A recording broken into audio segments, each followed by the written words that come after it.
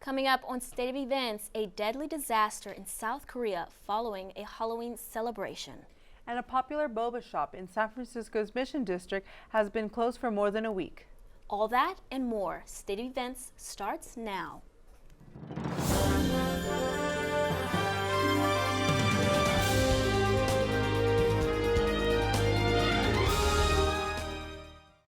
Good afternoon and welcome to State of Events. I'm Aaliyah Stokel. And I'm Evangelina Perez. Our top story tonight, a deadly disaster in Seoul, South Korea took the lives of 153 people and left dozens injured after being crushed in a crowd during a Halloween celebration.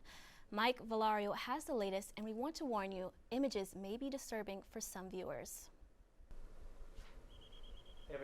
And grief in Seoul, South Korea, after more than 150 people are dead and more than 100 injured following a chaotic apparent crowd surge. Officials say tens of thousands of partygoers had gathered there for a Halloween celebration, but many of them were crushed when partygoers packed tightly into narrow streets. People were really crowded from there to here. Besides the people who were already stuck inside, some people were looking at the others and just faint. Officials say most of those killed were people in their 20s and 30s. Among the dead are at least 24 foreign nationals, including 2 Americans. The U.S. ambassador to the Republic of Korea saying in a statement, quote, "I am deeply saddened by the loss of so many lives last night," to include 2 young Americans celebrating alongside their Korean friends and others from around the world. U.S. President Joe Biden offering his deepest condolences and support in a tweet, saying, quote, "The United States stands with the Republic of Korea during this tragic time." Investigators are still trying to figure out the exact cause of the crush. South Korea's president declaring a national period of mourning as a memorial for the victims continues to grow at the scene. A House Speaker, Nancy Pelosi's husband, Paul Pelosi, was attacked in their home in San Francisco early Friday morning. A source reported that the suspect, David DePape, was looking for the House Speaker and confronted her husband. Paul was threatened and severely injured in the attack. DePape has now been charged with the count of attempted kidnapping of a U.S. official. The U.S. Capitol Police said that they are assisting with the FBI and San Francisco Police with the joint investigation. The popular boba shop Boba Guys has been under controversy after several employees expressed outrage over what they described as unethical behavior. The employees at the 19th and Mission location are claiming it's all because of being suspended for trying to form a union. Several employees also discovered the managers have been recording their work conversations. Employees are accusing management of union busting. The shop remains closed with no word on its reopening. Coming up after the break, changes in the weather heading into November. It's official, the new social media platform Twitter has a new owner, so stay tuned.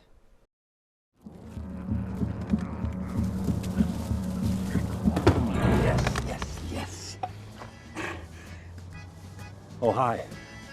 I suppose you're wondering what an A-list celebrity like me is doing in a place like this. You must know, I'm saving the world. Oh, hi, Beth. Yep, saving the world again. Did you know that 40% of all the food produced in the United States is thrown away? That means everything that went into that food, the pesticides, the water, the land, was all for nothing. Just look at this perfectly good food thrown in the trash. The pizza with extra Cheerios, these goldfish and Band-Aid tacos. And just look at this perfect trash burger. This pasta dog looks delicious. You don't have to dumpster dive like Ed Begley Jr. to save the planet. Fight food waste by shopping smart and using what you buy before it gets trashed. That's way better. Ooh, arugula. Do your part and find out other world-saving tips at betterthaned.org. Welcome back to State of Events. It started out with a video of Elon Musk carrying a kitchen sink into Twitter's headquarters. Now he has bought the company for $44 billion. CNN's Amy Kiley has more on the purchase and what it could mean for its users. For there to be an inclusive arena for free speech. It's official. Elon Musk now owns Twitter, and he's already fired 3 top executives. That's according to 2 sources familiar with the decision. So what does that mean for users? The answer could start with money. Musk is paying a pretty hefty price About $44 billion to be precise. The owner of Tesla and SpaceX completed the purchase last night. Twitter has challenges as a growth platform. That's why there's no second bidder. Before the final deal, analyst Dan Ives speculated on how Musk could earn back his money. He says Twitter might leverage advertising and could become a subscription service. Users also might notice this difference. We want to be just very reluctant to delete things, just be very cautious with permanent bans. Timeouts, I think, are better. Musk tweeted a statement saying he still plans to impose consequences on people who misuse the platform, but it's not clear what that means. When he says he believes in free speech, does he take care of that? Does he get rid of the N-word that I'm often called? When it comes to Twitter bans, some wonder about one user in particular. Will Donald Trump come back? That remains to be seen. I'm Amy Kiley reporting. Every year, National Geographic names their top 25 most breathtaking places in the world, and one city in California has made it to the list. Sofia Villalba has more. Nestled along the California coastline, San Francisco has recently made the list of the top 25 most breathtaking places in the world by National Geographic. National Geographic describes San Francisco as, quote, the 7-by-7-mile city who flaunts its natural beauty proudly while inviting visitors and locals to dive deeper into the neighborhoods of hilly streets, stacked with pastel-hued Victorian houses, art, and music galore, and passionate denizens whose hearts are as big as the Golden Gate Bridge. San Francisco does have their own weather pattern called Carl the Fog, which many residents say is a big reason why they love the city. I love the weather. Favorite part about the weather being a little chillier out here. From where I'm from, it's always hot, and so being able to be out in the cold is always a wonderful time. Some residents may love San Francisco, but don't necessarily agree it should be a part of the top 25 list. I don't know. I don't think it's really a vacation spot. Definitely it has its areas where it's nice to visit, but then you go downtown and it's a little sketch. And so I wouldn't recommend it to anyone coming in into the US from a different country. I would probably recommend if they want to go more north to the woodsy areas or Big Sur. Others say it is the variety of food options that attracts them to the city. Me personally, I like to get out and enjoy the different variety of food cultures that they have, and I really think that San Francisco has that to offer here. The city of San Francisco is home to more than 800,000 people and serves millions of tourists annually. In San Francisco, Sofia Villalba, State of Events. So tell us, Sophia, isn't it amazing that San Francisco made the list? Are you surprised at all? Honestly, I think it's amazing San Francisco made the list. There's so much the city has to offer in more ways than one that I'm not surprised they made the list. Well, that's good to know. Thank you, Sophia. Thank you, Eva. Moving on, the Federal Trade Commission says millions of students' personal information have been exposed because of a tech firm's lax security. The federal agency has ordered the education technology provider Chegg to strengthen safeguards around its customers' data. Chegg's services include renting textbooks to students and scholarship services. The breaches threaten the sensitive information of approximately 40 million customers.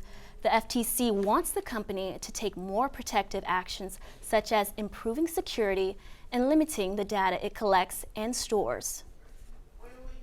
Now we toss to Sophia Brinsma with your 7-day weather forecast. Sophia? Good afternoon and happy Tuesday. I hope you enjoyed a dry Halloween because we will be getting showers later on. As you probably already noticed this morning on your commute, there has been some rain coming into the city. Right now we're looking at highs in the 60s and lows in the 50s. However, tomorrow on Wednesday, we will see that things will be partially cloudy with a slight chance of rain. As we look on to Thursday, we see that Thursday will be the day of sunshine. So make sure you take full advantage of the weather while you can, because as we enter onto the rest of the week, we will be seeing chilly temperatures with lows at 45 and some highs here in the 60s. So be sure for the chilly weather to keep an umbrella and some boots on hand, just in case, because it's definitely going to cool down. Enjoy that Thursday weather though. because we will be having some cold conditions. Back to you at the desk. Thank you, Sophia. I actually love that we're finally getting some rain. I just hate driving in it. Yep, and getting prepared to get my rain boots and coat. There you go. Coming up after the break, an artist's downfall. And a play that wowed the crowd during the 49ers game against the Rams. We'll be right back. Unlike other health concerns, mental illness is not always easy to see. D-E-P-R. Mental illness doesn't show up on a scale. Bipolar? Sorting out a mental health concern takes professional diagnosis and treatment. Anxiety. I thought so. If you or a loved one has a mental health concern, don't go it alone. For 24-hour free and confidential information and treatment referral, call 1-800-662-HELP. Learn more at samhsa.gov/support. Many medicines used to treat colds and flu contain acetaminophen, a pain reliever and fever reducer found in hundreds of over-the-counter and prescription medicines. But taking too much or more than one medication containing acetaminophen per day can damage your liver. So always read the label and don't take acetaminophen if you drink 3 or more alcoholic drinks every day. To learn more, visit fda.gov/OTC pain info. A message from the U.S. Department of Health and Human Services Food and Drug Administration. Welcome back to State of Events. The backlash continues days after Kanye West made anti-Semitic comments. Brands are pulling out of multi-million-dollar deals, and some fans are abandoning him. But the consequences of his actions are starting to hit where it hurts. Gloria Pazima has more on the latest. Yeezy season. Is it over? I could say anti-Semitic things and Adidas can't drop me. Now what? But that they did. The rapper, formerly known as Kanye West, has lost partnerships with global fashion brands, while his talent agency dropped him and social media companies restricted his accounts, following anti-Semitic comments he made in recent weeks. God forbid one comment could cause people to feel any of the pain that my people have went through for years. After Adidas cut ties with the rapper, Forbes now estimates Ye has lost his claim to billionaire status. This time, backlash has been fierce and sustained after he wore a White Lives Matter t-shirt during a fashion show and then posted an anti-Semitic tweet which has since been removed. This does send a strong statement that there are consequences when you express anti-Semitism and any form of hate. Social media platforms have restricted his accounts, and a once loyal fan base is also abandoning him. A man in Florida taking to social media to burn multiple pairs and thousands of dollars worth of Yeezy shoes. West has remained defiant, saying he doesn't regret his comments. Are you sorry you said that? No, I think it matters. You should be. Absolutely not. I'm Gloria Pasmino reporting. And now on sports news, Christian McCaffrey becomes the 11th player in the NFL history with a rushing, passing, and receiving touchdown in one game. McCaffrey was traded to the 49ers just last week, and the versatile running back showed what a great addition he was. San Francisco took the game 34-14. The Powerball jackpot has climbed up to, guess this, $1.2 billion. Comes after no one matched the winning numbers in Monday night's drawing. The next Powerball drawing is Wednesday night. If someone is lucky enough to get the winning numbers, it will be the second biggest jackpot in Powerball history and the fourth biggest in U.S. lottery history.